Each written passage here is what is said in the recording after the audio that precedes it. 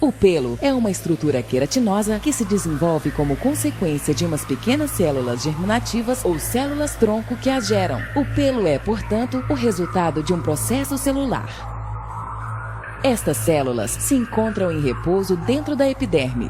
Em um momento determinado e por razões até então desconhecidas, as células se ativam para iniciarem a formação do pelo. É então quando a epiderme se torna mais espessa e as células-tronco começam a migrar para a derme. Uma vez aí, as células-tronco iniciam o processo de criação do pelo, começando pela zona mais profunda. O bulbo está unido como um colchete à papila dérmica. Através da comunicação estabelecida entre o tecido epitelial do bulbo e o tecido conectivo da papila, começa-se a intercambiar mensagens, provocando que estas células iniciem a multiplicação dos queratinócitos na parte mais baixa do bulbo. O pelo é, portanto, a consequência de uma multiplicação celular chamada mitose. A pressão destes queratinócitos para cima é o que obriga o talo piloso a subir até a superfície. O pelo tem a taxa mais alta de multiplicação celular do corpo humano. Isso explica sua incrível velocidade de crescimento de quase 1 centímetro em poucos dias. Esta fase de crescimento pode durar desde uns poucos meses até 10 anos e se chama anágena.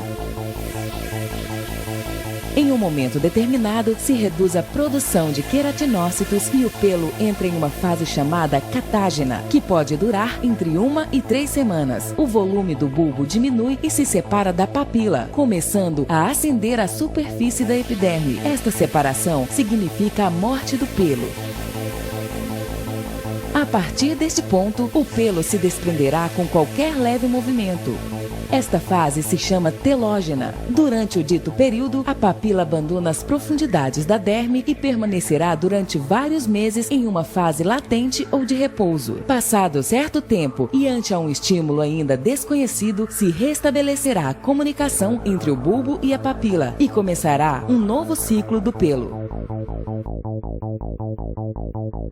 A depilação é o processo mediante o qual o pelo é eliminado da pele. Tal e como acabamos de ver, as células germinativas são as únicas responsáveis pelo surgimento e o crescimento do pelo. Desta forma, se na depilação estas células são destruídas, o pelo nunca mais voltará a crescer. Falamos então de depilação permanente ou definitiva. Do contrário, se somente se elimina o pelo e as células permanecem inalteradas, o folículo piloso crescerá novamente e, consequentemente, estas células, depois de um tempo, voltarão a gerar queratina e pelo. Estaríamos falando, então, de depilação temporal.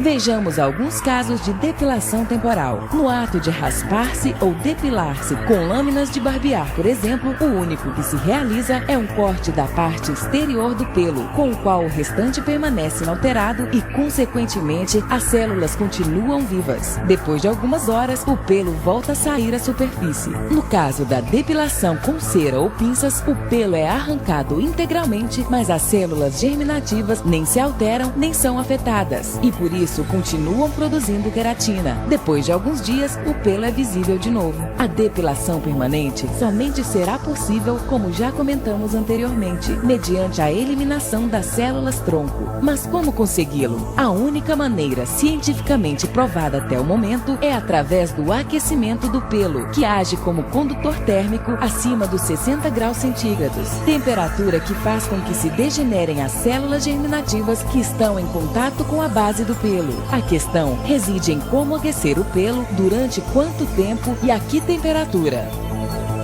Como aquecer o pelo? O pelo pode ser aquecido graças a uma substância própria chamada melanina, um pigmento que faz, em função de sua maior ou menor quantidade, com que o pelo seja mais ou menos escuro ou moreno. Desta forma, a melanina, além de estipular a cor do pelo, se caracteriza porque é capaz de absorver um determinado tipo de luz e transformá-la em calor. Se a melanina se aquece, o pelo também se aquece.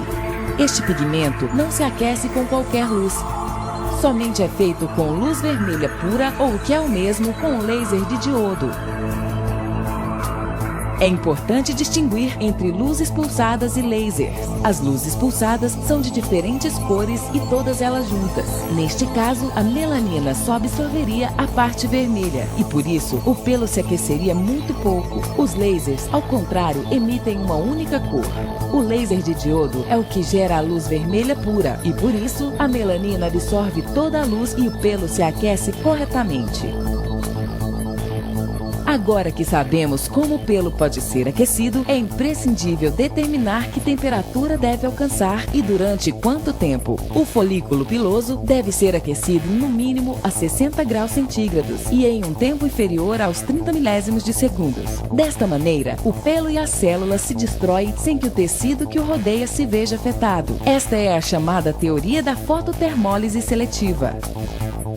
Se não se consegue que o pelo alcance ao menos esta temperatura e durante este tempo, os resultados não são efetivos. Por isso, somente os equipamentos com potência e que dispõem de parâmetros bastante determinados são os que conseguem. A energia requerida neste processo é muito alta e, por isso, é necessário imprescindivelmente um sistema de resfriamento que proteja a pele. Desta forma, podemos resumir que para alcançar resultados definitivos em depilação, é necessário utilizar um laser de diodo de 810 nanômetros, com alta potência que primeiro esfria a pele e em seguida emita energia suficiente para aquecer o pelo e degenerar as células pilosas. O pelo, depois de alguns dias, é expulso pela pele e não volta a crescer.